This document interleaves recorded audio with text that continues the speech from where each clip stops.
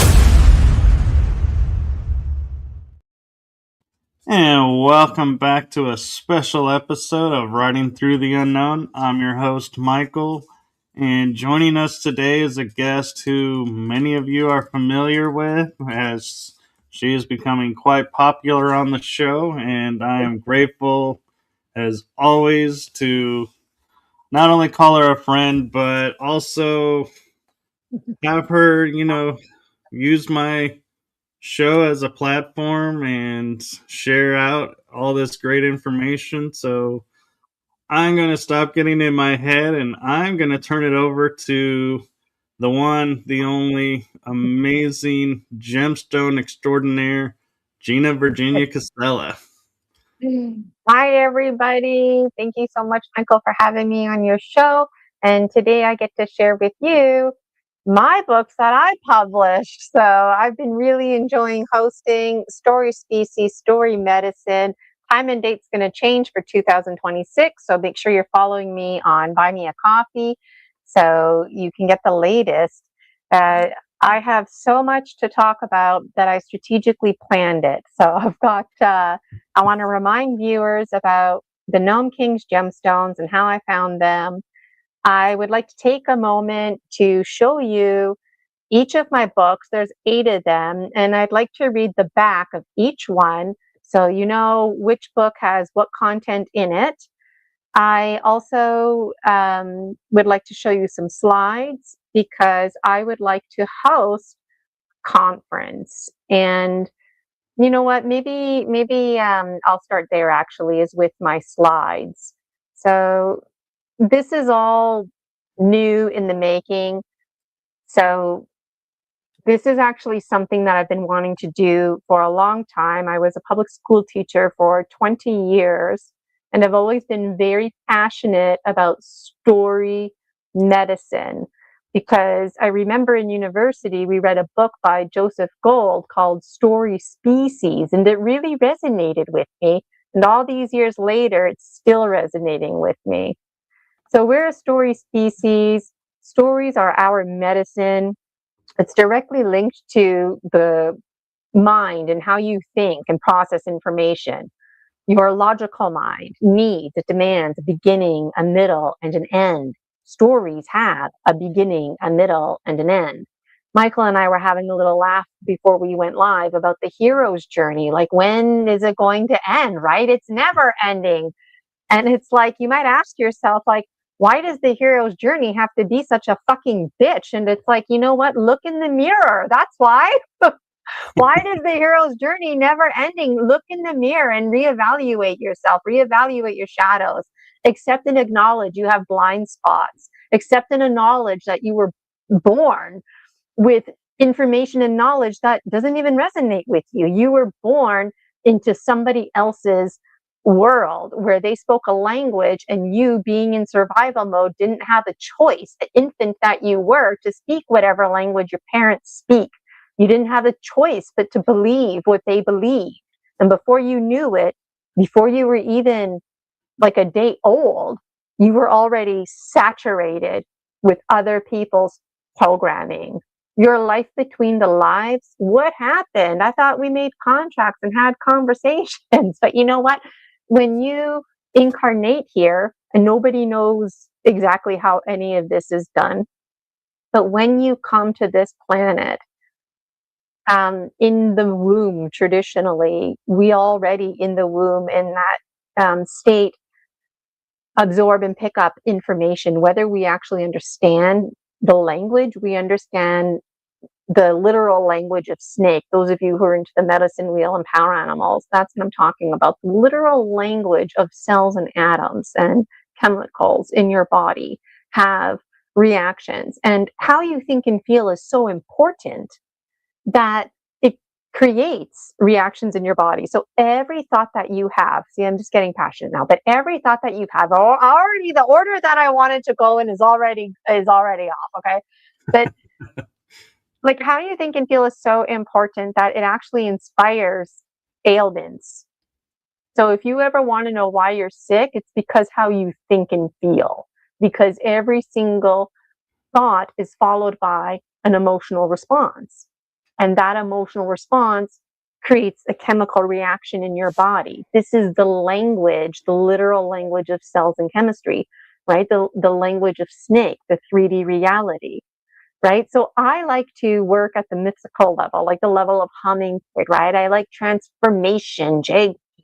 I love flying wingtip to wingtip with eagle condor, but this reality, this literal reality that we live in, the literal level of snake, stories are our medicine to help us heal and transform so we can make our way around the medicine wheel. So I want to call the conference, it's a big title, it's called Story Species, Story Medicine, the Continuum of Conscious Evolution series.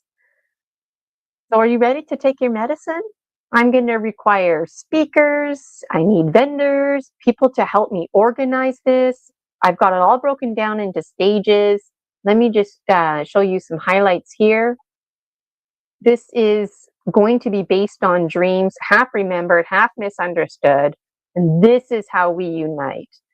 And for those of you who are just joining in, this is me just being excited, sharing information. I haven't had time yet to create a formal presentation, and I will. So make sure you follow me on Buy Me a Coffee, BMAC for short. I didn't know that was BMAC just a handful of months ago. But anyways, true dreams, half remembered and half misunderstood, that's where we unite. And this star is intentionally upside down because I wanted to work with masculine, feminine themes, right? So this is like a bunch of women sitting in a circle with their legs open and they have each other's back. And it's also the shadow part here. I keep pointing with my mouse. You can't see my mouse, but like I want there to be an emphasis on the feminine. So triangles, facing downward, that kind of stuff. Working with imagery and symbols is important to me. So anybody who does graphic design, that, you know, you're looking at this image of the star, that's where I'm going with it. So story species, story medicine is important to me because, like I said, throughout my teaching career, telling stories is always a place where we can come to. Even if it's a made-up story, there's a moral to the story, there's a takeaway, there's something that we can tuck in our pocket and relate.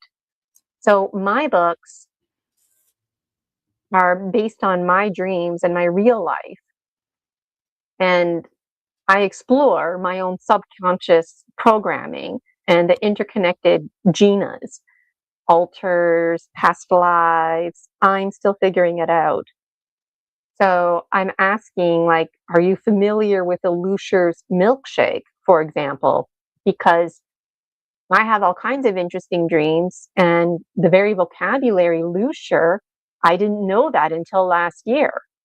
And so I thought, oh, maybe that's what I'm talking about.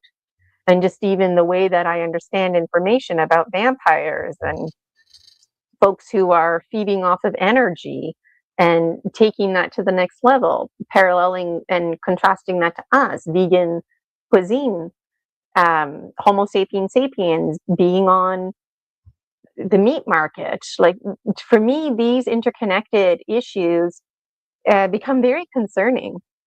And I also take things like targeting very seriously, because I do believe that what can heal you can kill you. So I'm very passionate about hypnotherapy and energy medicine, and knowing that what can heal you can kill you. It makes sense to me that we could direct energy and use our very own mind powers and emotional intelligence against us. We could weaponize things like our emotions. And so this is why we need to have these conversations. I'm personally not hung up on the truth. I'm not hung up on scientific fact. Why? Because at the end of the day, nobody knows anything. It doesn't matter what your theories are. It doesn't matter what information was peer reviewed, because time and time again, if we've learned anything, is we keep trumping that information. And if we've also learned anything, it's that violence is very immature. Seemingly it solves problems, because if you don't like something and you don't want to hear about it anymore, you beat it up, you shut it up, the problem is gone, right? But we know that problems haunt us. They never go away. So this business of the ET agenda, super soldier programs, people who are shape-shifting or making claims that they've been kidnapped by ETs, or that an ET came into them in the middle of the night to visit them, or an angel. I don't care if the stories are true or not.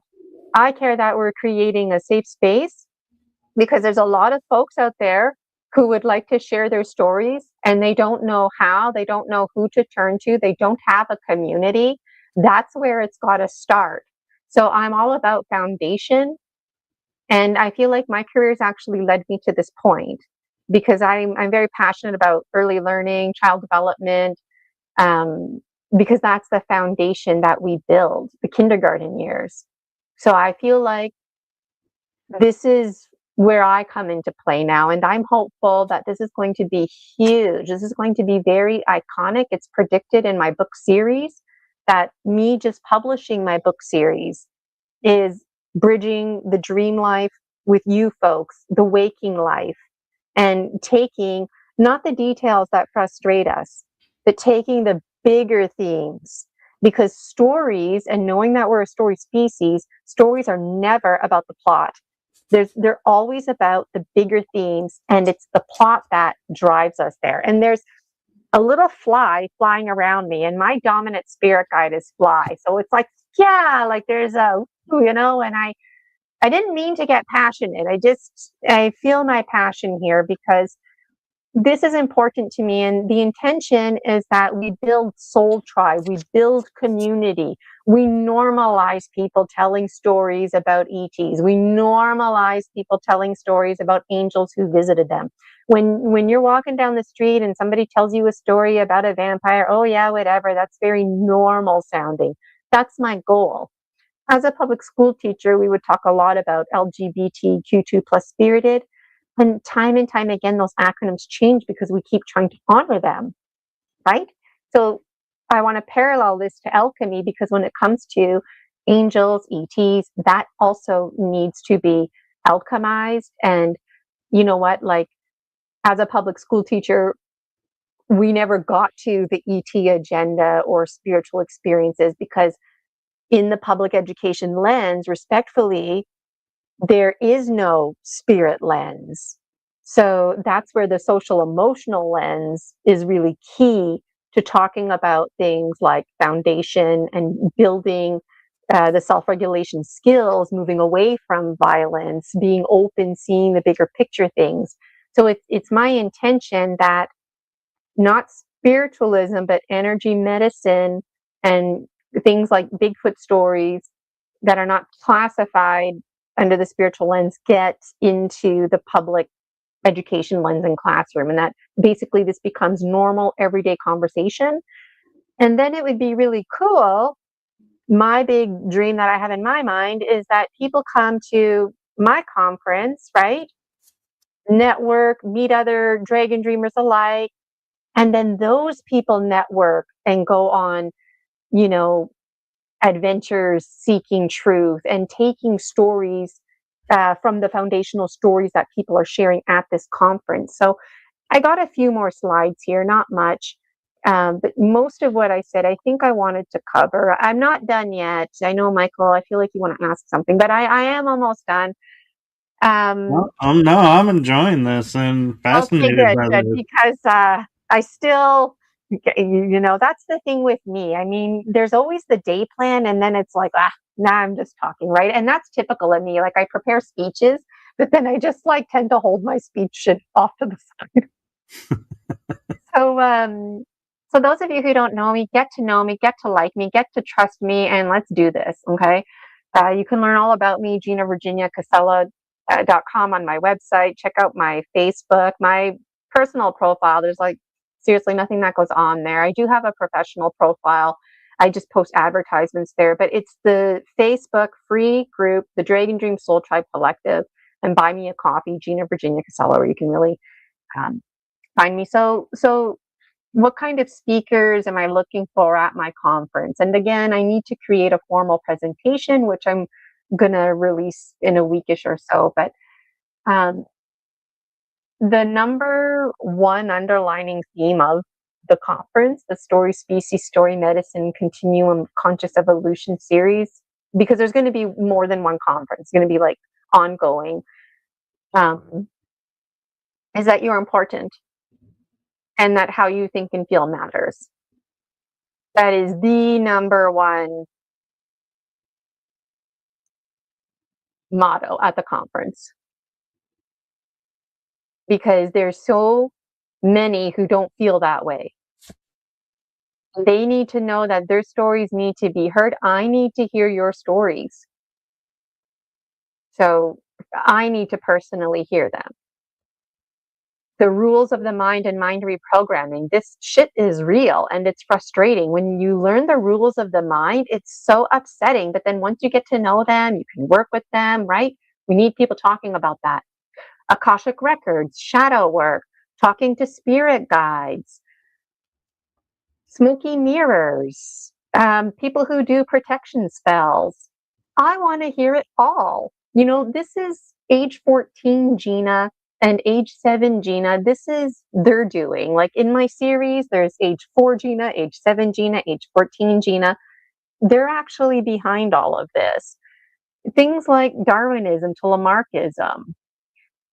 Just really having open conversations. I'm not going to read all of this, but I did make a note of like yoga, qigong, dance, movement, general range of motion, things that people do that they feel activate them. So maybe you took an actual modality that you got trained on and there's a science behind it, but you know what?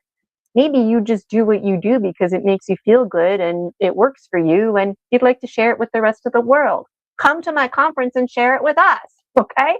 Would really like to hear it.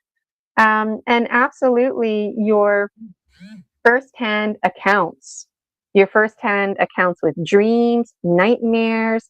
I don't want anybody to come to this conference and be like, that's not what a nightmare is. That's not what lucid dreaming is. Oh, are you the dictionary police? Put your dictionaries away, because when we have these conversations, we're the dictionary. We define the definitions, and those definitions alchemize. They need to alchemize because we're all the phoenix rising. So we shed our snake skins, we leave the past behind, we take the high quality items with us forward. And so I made some notes here. I'm doing everything in backwards order. So let me just check my notes here. What else did I want to say? You're important. That was on my notes. You're enough. You're the same as everyone else. And things are available to you. So this conference is not going to be like $400 or $500 for a ticket. I don't know what it's going to cost, but there's going to be online opportunities. So it's going to be very affordable, and there's going to be in person. Now, in person's got to pay for the overhead and rental and that kind of stuff, but it's still going to be affordable. All right. I'm one of those people that I've always thought to myself, like when I go to a concert or something like that, I look around and you know what, I get it. People have to pay the money to, have the access to come inside, right? It's a respect thing. It's an energy exchange. But how cool would it be to actually fill the whole entire theater by reducing prices that little bit more? You know, you don't want to reduce it or too much or give it away for free, because then you attract the wrong crowd. So I want to find balance with this. I want everybody to be able to come with this. And I know there's a whole new wave, a whole new generation who's finally going to be going in this direction. This is the new education. For me, this conference, Story Species, Story Medicine, the Continuum of Conscious Evolution series, is re-education, because the ET agenda, reliable, sustainable resources, all of that is part of the bigger picture conversations that we need to pay attention to. And for what it's worth, the lines on the map, we put those lines there. When the ETs come zooming in here, collecting us for their meat resource, they don't give a fuck Canada, the United States. They're just picking folks up. So all of our politics are actually inconsequential. So I have a very strong interest. I don't want anything to do with politics. I learned that very quickly when I was in my union. I don't do well with politics. That's why I do well with the professional development, and where I was at with my union at the time, with the British Columbia Teachers' Federation, is I was advocating that professional development needed to embody a personal development lens, because we would reject teachers' applications all the time because it fell under the personal development, not professional development. And I get that, right? There are a lot of things that benefit our personal development, like self-regulation, going to yoga classes, that do benefit us in the professional development lens. And so for me, I feel really pumped up and excited, because this is the new curriculum. It's not going to happen overnight, but the foundation that we need to build is going to be with me, and you're invited to be a part of it too. So what else do I want to tell you? So for me, I think I already said this, but it's not about full disclosure anymore. Full disclosure is over. Things have been disclosed. It's a matter of paying attention. So I'm asking you to pay attention. I'm asking you, if you feel fear, if you feel uncomfortable about these things, to join the club. My content makes me uncomfortable. I don't like a lot of the things that I say, but I need to walk forward in my continuum of conscious evolution. Otherwise, I risk being stagnant. And then I risk not shedding that snake skin. I risk being irritable. I risk everything being constricted. I risk dying, basically, and being left behind. And you know what? Speaking of being left behind, it's always hardest for those who are last. And that's us, unto the last. You know, what's his name? John Ruskin? I wasn't planning on talking about him, but he wrote a book called Unto the Last. And I feel emotional in this moment, because in my own personal journal, I'm making connections now that are just kind of flooding in. So Greg Braden, for example, talks about AI and, AI hybrids with Homo sapiens. Go read Greg Braden if you want to learn more. But like, that makes me uncomfortable, because essentially what he's saying is that, if I'm understanding him correctly, we're the last of our kind. We're the last of the authentic biologicals that have free will. We're the last that have this biology. We need to cling to our biology. There's content in my book series about, or what it means to be organic, and what it means to have a relationship with bacteria, what it means to belong to the greater circle of life. So it challenges things like us, Homo sapiens sapiens. Are we an invasive species? If so, maybe we should leave, right? There's just too much to say. So things have a way of happening fast. So if you're genuinely interested in helping out, I really urge you to follow me on Buy Me a Coffee. Follow me on BMAC so you get in on the emails and you don't miss anything. I already set a date. I forget it. I think I remember what it is, but it's in my notes. So just wait till I get to that slide.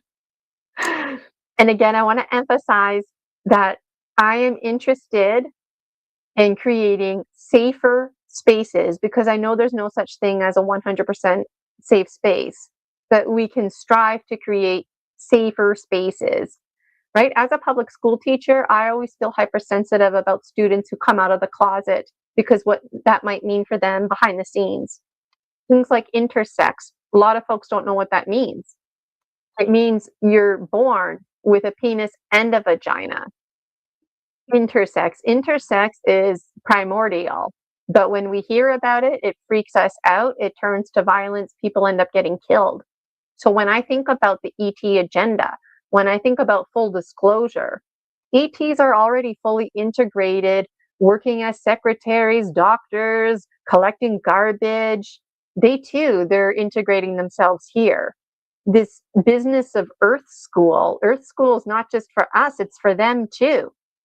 And hey, on that note, hey, ETs and angels, whoever you are, stop freaking coming to us in the middle of the night. Learn about our rules, knocking on the front door, right? Send an email or a text first, that kind of stuff. But the point is, think about how we treat each other. So you think ETs are going to be all like, yeah, hey, I'm here to fully disclose my species. Like, remember that movie, The Little Mermaid, and how upset King Triton would get about his daughter Ariel? Well, is he just being a mean dad? No, his daughter continuously is on the brink of exposing the whole entire species. But who talks about that theme in The Little Mermaid? Right? So it's these conversations that really go a long way. So I'm getting passionate again. I recognize my passion. But you know what? Creating safe, inclusive, dignified environments are important. And there's too many people fighting fire with fire. All that does is spread more fire.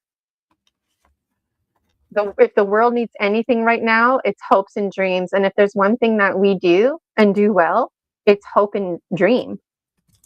Hope can be a dangerous thing. It can dangle, right? It's that carrot dangling in front of the donkey. So that's why we need to share stories. The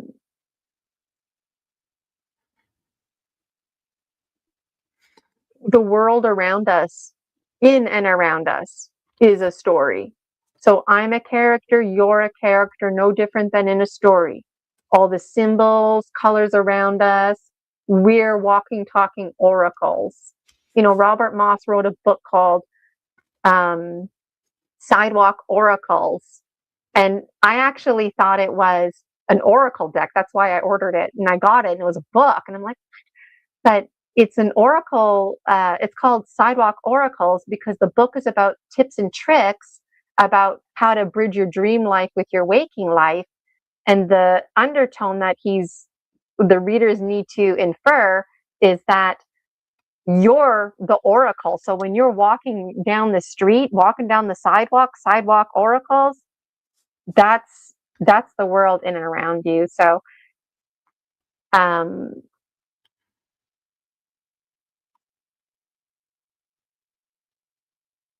the conference has stages. This is stage 1, and stage 1 is just, hey, FYI. I know there's no I in the FYI, but stage 1 is, hey, FYI, follow me. I'm Gina. Follow me on BMAC for updates. Stage 2, Gina send out video. So I'm going to be creating that video in the next week or so. So look out for that. And stage 2 is reminding you right now that the first meeting, if you're interested in being on the Dragon Dreams Executive Committee, that our first meeting is going to be Friday, January 30th, 2026, 11 a.m. to 1 p.m. Eastern Daylight Time. So if you're like me, you like to plan ahead. And if you're very serious, then you're looking at your calendar and making space. You don't have it all figured out, but I feel like we should be meeting every Friday at the same time just to hash out the beginning stages and then dial it back a bit, meeting bi-weekly. It's going to be really exciting because I have an expectation that people who join the committee have experience creating social media, digital creators and whatnot to help me bring this um, into manifestation. The Dragon Dreams Executive Committee, they're going to have two jobs because it's one job. It's the conference and my books go together. So the Dragon Dreams Executive Committee needs to help me transform my book series into a movie series while helping me plan and execute, carry out the conference. Part of the book series is me hosting the conference. Part of me is like, like in the book, they'll probably be like, and Gina was on Michael's show and kicking it all off and blah, blah, blah, blah, blah. Like that's part of it, you know? So if you come to the conference, you're going to be in my book series. You're going to be in the movie series because it all blends together. And like, I have a suitcase full of dream journals that I still have to publish. I'm still getting downloads. Plus, we still have all this community and connecting that we need to do. So, the Dragon Dreams book series is going to be the new classic, if you will, that everybody has a copy of. It's just something like that every family has at home. People go back to these because initially when I wrote these books, it was all about me. It was about my spiritual awakening and all the crap that was going on in my life.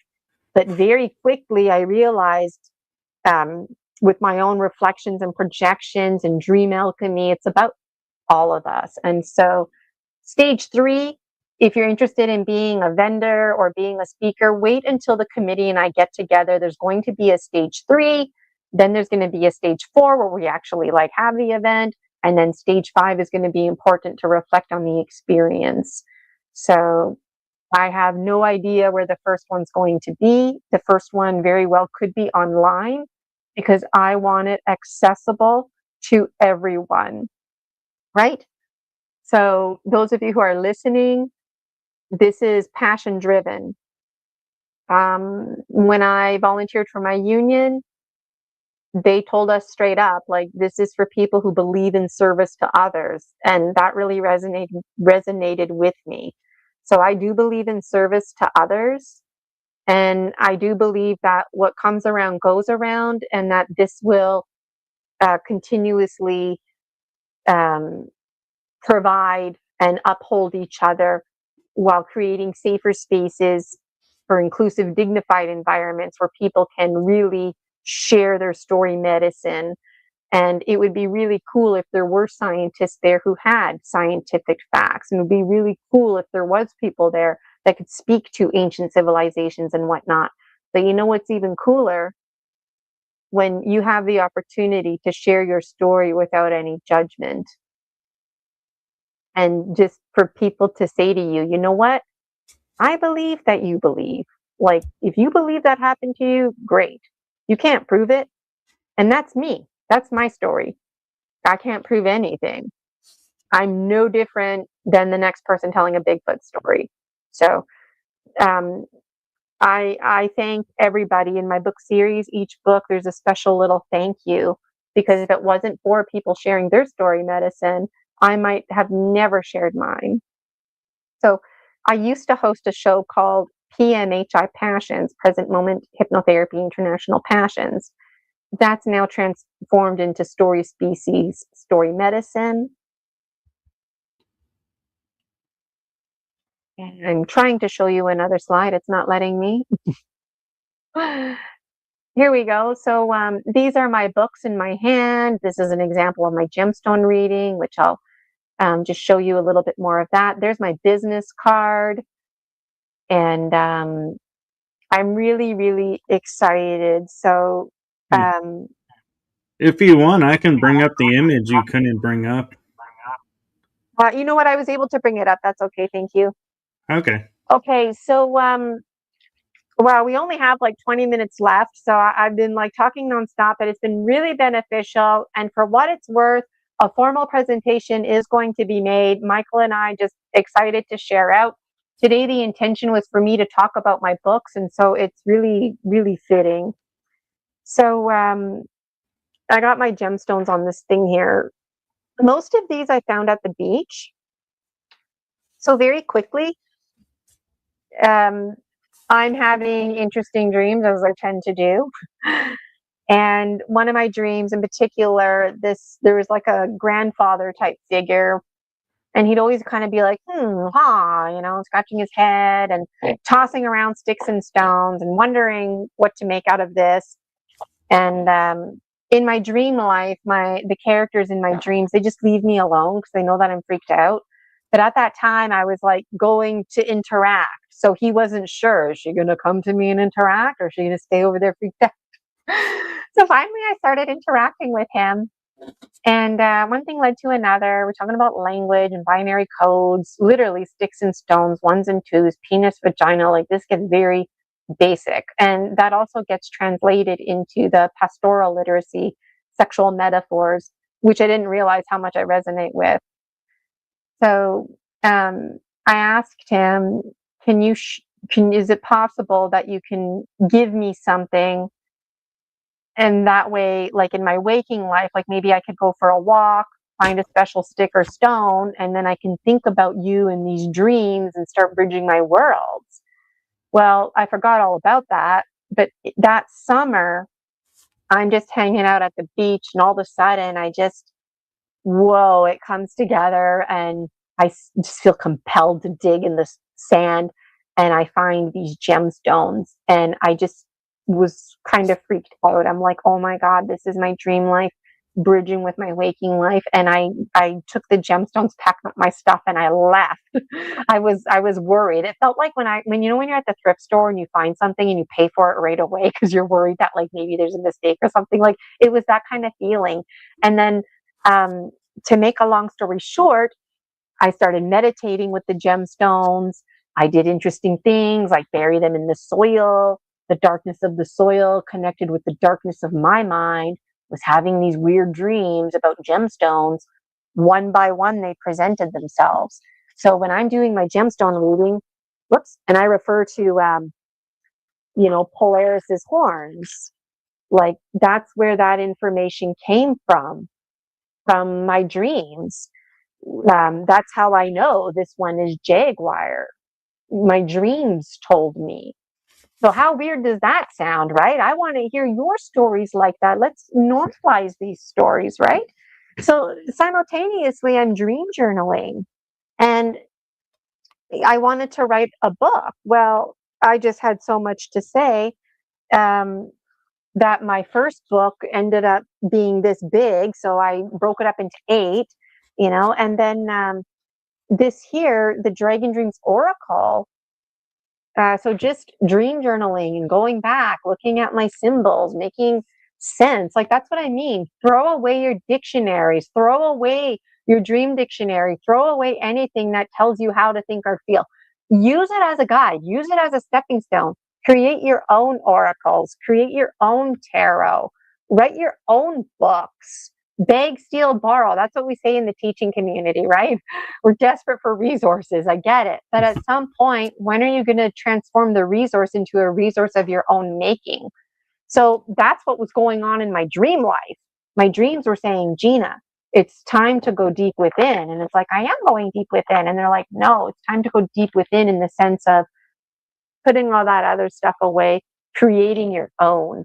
So I did that. So there's always much to be said. Michael, is there anything you want to say before I go on? It's literally been going on for 40 minutes. I'm just fascinated and loving this idea, and I'm loving that you're wanting to make it accessible to everyone and not just, anchoring it to a location. And I think the online idea is a great idea because then you don't have the limitation of space at a location or somebody in, say, France may want to come, but it's too expensive to fly over, so they can't. And by doing it online, the whole world can attend. Yes. Yes. And that's important because there are no lines on the map. We put those lines there. So folks in Canada, like the East and the West, there's a prophecy that the East and the West are bridging together, right? And that bridging together is through the energy medicine, but I believe there's a lot more to it. And for me, this is part of it, that international approach. Here in Canada and the US, we default to this international perspective because folks here come from all over the place, right? But then somebody like myself, like my dad's family, for example, they were born in Italy. So by the time I came into this world, I was born in Canada and I don't speak any Italian. So there's a lot of people like me who only speak English. And so there's calling back to those roots, but there's also a calling for other roots in past lives. So there's so many interesting layers here for me personally. But what I would like to do is just hold up my book here, if it'll let me show you. Yeah, and with They're the all on virtuals, you got to Amazon. keep it in front of you. This one is 14 going on 14. If I hide my face, will you see it? Okay, I'm gonna read the back. Okay. All right. Gina Virginia's fictional work, Dragon Dreams, is based on her real life and real dreams. This is too awkward holding the book like this. Book one explores parallels between the waking life and the dream world, making it confusing at times to distinguish between the two. The preface includes a personal disclosure, an invitation, and an opportunity to co-create, co-dream. Discover stories about the author's life, such as her spiritual experiences as a child, being in survival mode, and being 40 going on 14. The first book sets readers up for success in gaining valuable insight for the rest of the series. Gina Virginia Casella has many passions. She's an awakening dreamer, writer, hypnotherapist, workshop facilitator, dancer, and devoted cat mom from Timmins, Ontario. Gina firmly believes in the power of stories, asserting they are essential medicine for our species' survival. She asserts that we are deeply connected to narratives and that storytelling provides structure and connection for our logical minds, allowing the creative mind to excel. Stories have been integral to ancient ceremonies and continue to be integral today. By incorporating stories into our ongoing alchemy toolkit, we can delve deeper into fostering and cultivating the themes and symbols presented, many of which are shared collectively deep in our subconscious mind. The dream world provides us with a playground to explore our stories, reflecting on the continuum of learning in our hero's journey. Our dream world is bridged with our waking world and other dimensions.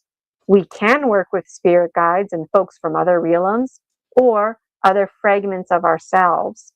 Concepts like synchronicity and intuitive knowing are worth exploring and paying attention to. If we can identify the patterns in and around us, we can work with them, biohacking our lives. No one can write our stories like we can, and it's our story to write. As part of our conscious evolution, it's time for us to take charge of our dreams, taking charge of our lives. The Dragon Dream series is a demonstration of just this. And then it goes on highlighting my phenomenal career as a public educator, union advocate for the British Columbia Teachers' Federation. My specialization was in the Professional and Social Issues Department, and I served on the Langley Teachers Association as their Joint District Professional Development Chair. So I was part of the executive committee, and I'm known for advocating and investing in the early years, prioritizing social emotional learning and opportunities for play and for imagination for individuals of all ages. Play is the most powerful driving force behind our creativity and to co-dream ourselves through our remarkable ascension. So there's so much passion in here. The rest of the summaries aren't as long. This one is book 2, Gaining Ground. So this one features themes like shape-shifting, kingdoms, duality, oxymorons, collaboration with the Grim Reaper, who's better known as the cosmic custodian. There's lots of talking about the present moment, alchemy. Discover what happens when an evil force is unmade and remade into a 7-year-old girl. Learn about the master library, Akashic records, and the energy within, unlocking the power to write and rewrite our stories. Book ends with a message about the glass sky being shattered and courageously pursuing the hero's journey. Heartfelt conversations are had with various entities and folks, including Manus, Polaris, Toby, Amanda, the goddess, and God, about free will, sovereignty, evil, and much more. Readers are encouraged to believe in second chances, dreams, and their powers to harness them. And I feel like if I speed talk, I can get through the rest of them. This one here, book 3, Losing Ground. Gaining ground, losing ground, because you got to get lost to get found. These dualities, I'm telling you. So Losing Ground is a collection of messages and stories exploring lifelong themes such as embracing inner beauty, dream power, the significance of synchronicity, and how the truth can set us free. These alchemical tales shed light on the value of self-awareness, seeking guidance, letting go, and making space for change. They delve into the concept of co-dreaming, the symbiotic nurturing aspects of nature, biohacking, the biology of belief, the world of insects, and the importance of independent critical thinking. Meet the lizard lady, gain insight about the goddess garden of gratitude, learn about bumblebee boundaries, and hear what the chipmunks have to say about sacred sustainability. Trust the cyclical nature of time and the boundaries nature of the infinity and the boundless nature of the infinity of hope are also key themes. Readers are left resonating with overarching themes like the act of permitting oneself, recognizing progress, finding unity in metaphors, and the transformative power of art in our lives. The arts are bridges. We are the arts. We are everything and no thing simultaneously. The breath of life is with us. We are creators of our own reality. We can know thyself best by knowing thyself alchemically, because we're always changing. So I'm noticing we've got 10 more minutes here. This one here, The Gnome King. This is book 4. And this is a collection of stories full of duality, oxymorons, rainbow communications, brain-gut-heart harmony, optical illusions, the age of conscious evolution and ascension, and the importance of embracing inner wisdom. Delve into intriguing insight like the notion of the gray ball lineage, the importance of nurturing familiarity, symbolism of the fly, the acceptance of one's imperfections, and the significance of synchronicity in our lives. Captivating themes are explored, such as the symbiotic relationship between humans, nature, and machines, interdimensional reciprocity, the importance of bearing witness and embracing one's flaws while honoring outgrown parts of ourselves. Meet Neteo, Liagos, Dragon, the blue beings, the seagulls, the wise and well whale and orca elders, and receive clarity from the Gnome King. Discover gifts Gina receives and gain perspective on those who bestow her with such treasures.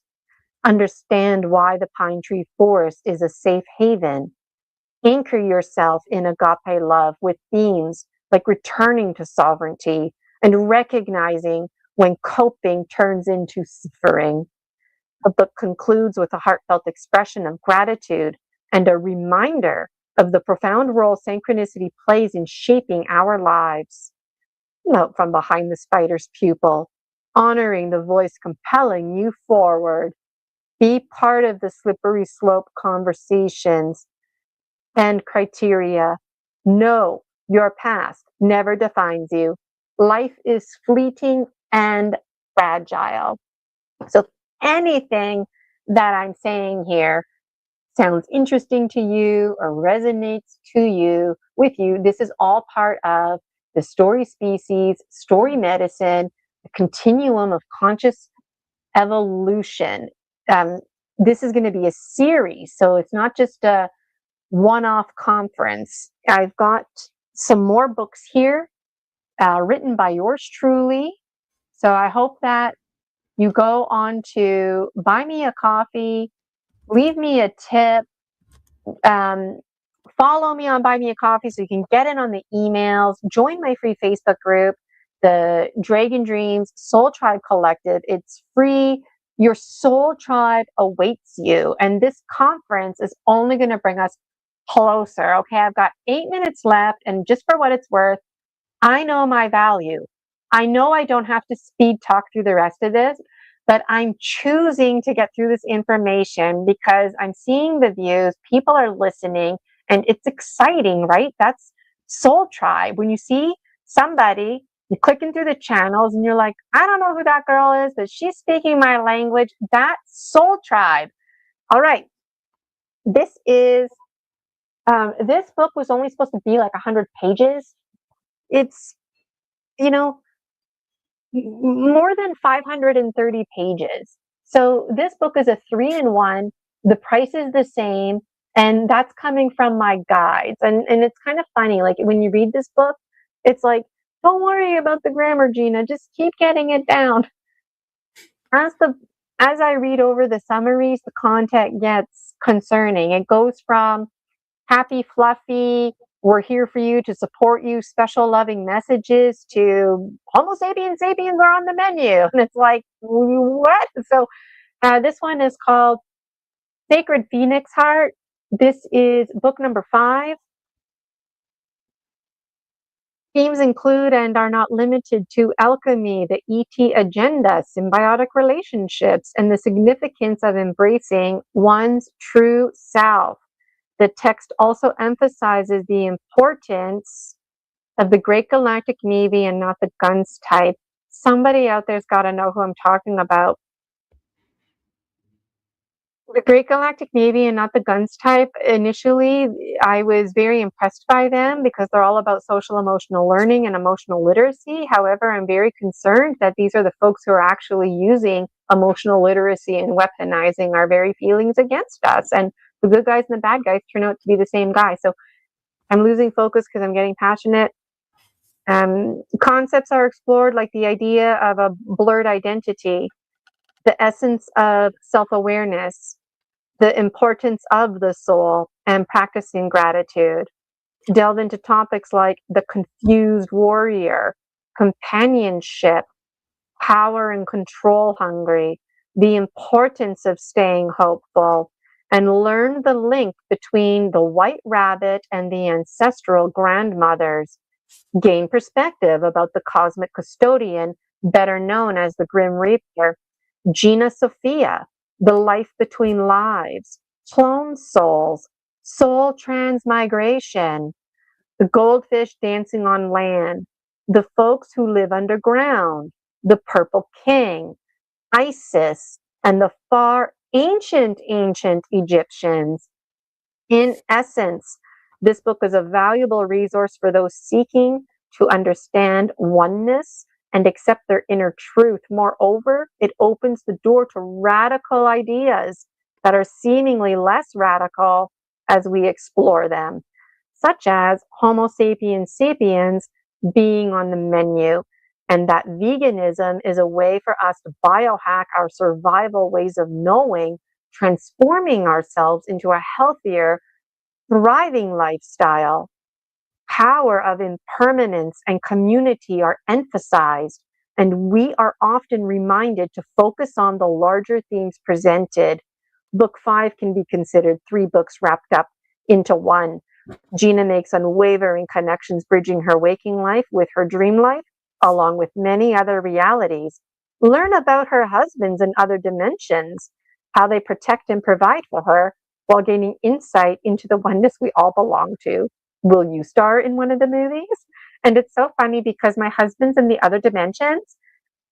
They don't understand things like money, but like they learned about money. So if anybody out there listening finds themselves with some extra money, that's from my husband's in the other dimensions. You know, there's something about everybody, and there's something about me that my husband in the other dimensions are having a hard time with. Is I like to volunteer. I like to be a part of things. I believe in service to others. I know I don't have to do this. I do it because I desire to do it, right? But where's the money to pay my bills and whatnot? And so my husband's like, they can't just magically give me money. It has to be through some kind of scenario where I'm being creative and people can get in on it.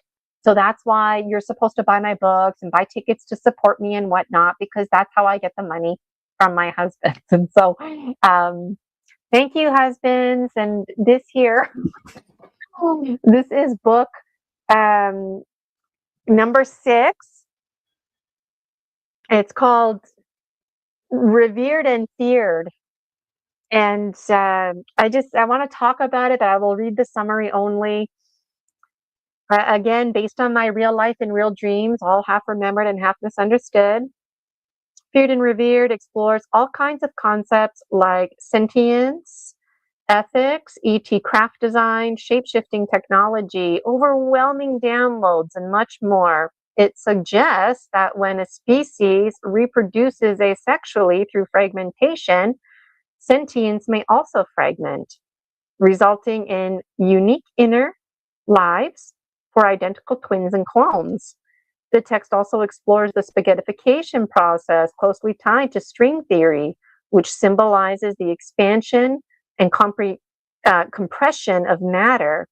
The author emphasizes the importance of engaging with scientists and valuing contributions from individuals of all ages within all dream ecosystems. And that's the power of the conference.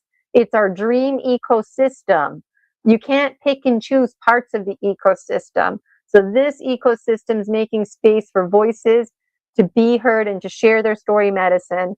Like a forest, we are an ecosystem upholding each other throughout our chemical evolutionary ascension. Many heartfelt conversations take place, and the use of beautiful metaphors are used to express our greater interconnectedness and symbiotic relationship with each other. Readers are encouraged to believe in themselves, taking charge of their lives. Personal experiences are shared and include grappling with feelings of shame. Are we living in a simulated holographic universe? 2 more. This one, An Elephant's Anthem of Liberation. This one is book 7. This book reflects on how, like a young elephant tethered to a tree, we often find ourselves limited by our narrow understanding of our own strength and potential. As children, we push against the constraints of rules and expectations, yet we fail to break free, leading us to believe we are powerless. By the time we reach adulthood, this confinement feels normal, and we follow the guidance of our keepers without testing our own capabilities. Although we may be treated kindly, our freedom is still restricted by the limitations imposed on us during childhood, which linger into adulthood, binding us to beliefs of our own inadequacy. If we were to explore our true abilities, we would discover that the threads of self-doubt can easily be broken. Recognizing the unnecessary limitations placed on us in our youth can reveal the immense power that resides within each of us. In a metaphysical sense, Gina was that mistakenly believing that she was free. Now, as an adult, she has become the awakening dreamer. Everything she once knew was transforming, much like the image of an loaded tree in tow. She too is on the run, not entirely sure of the destination. Distance yourself from those who hold you back, no matter how well intended they may be. Escape the illusion and do not return. This is not an act of fleeing, it is a celebration of your freedom as you move forward. Do not glance back, for the past is behind you. Instead, look within to uncover the treasures you carry from it. Being fearless doesn't mean the absence of fear. It means feeling scared and still choosing to move forward. Whew, almost got emotional reading that one. This is the 8th book and the final. And this one here, these are old dreams and old thoughts. Let me read the summary. This is called Scary Dreams.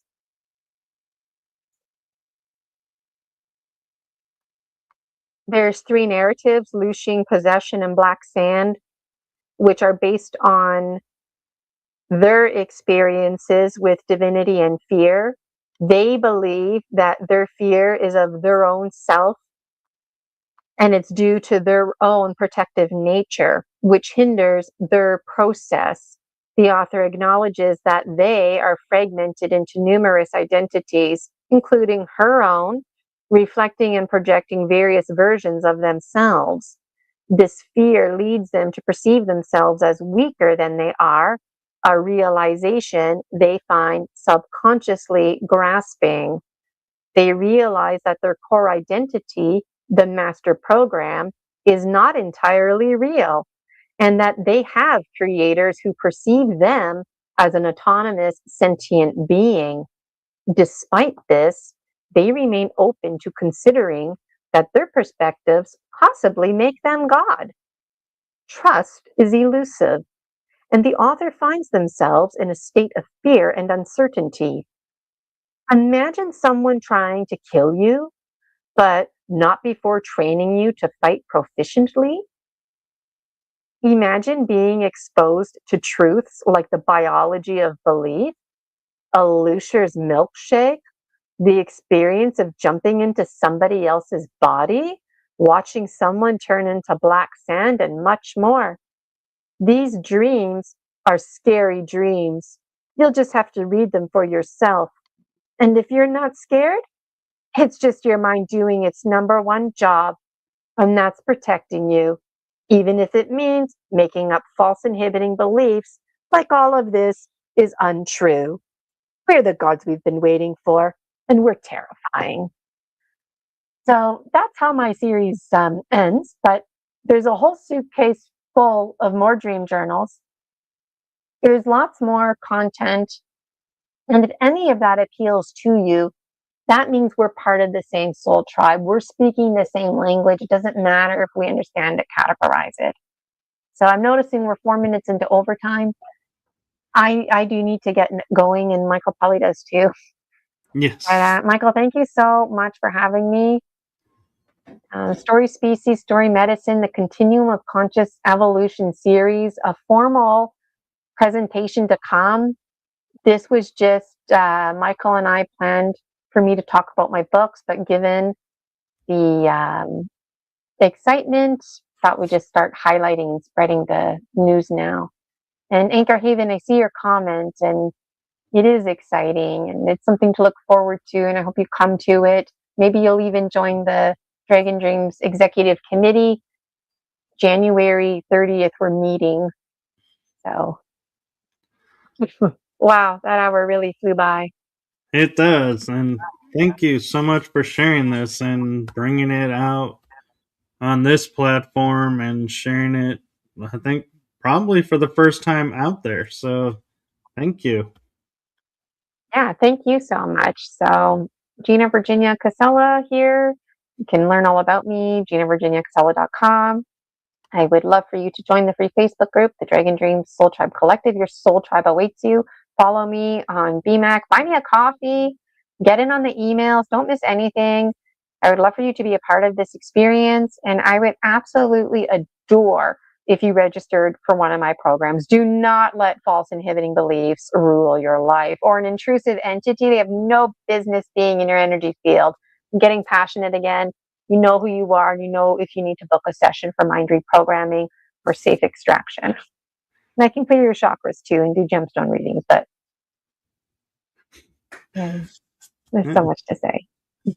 Yes, thank you. And thank you for always being a wonderful guest. And have yourself a wonderful day. And I look forward to being on, I think, is it Story Medicine, Story Species? Because I think I reverse it on December 22nd. So, yeah, got you plugged in for the 22nd. Looking forward to it, celebrating number 4 of yours. yes. So, thank you and have a wonderful day and rest of the week. Okay, take care. Bye, everybody. Thanks Bye-bye, again, Michael. everyone. See ya.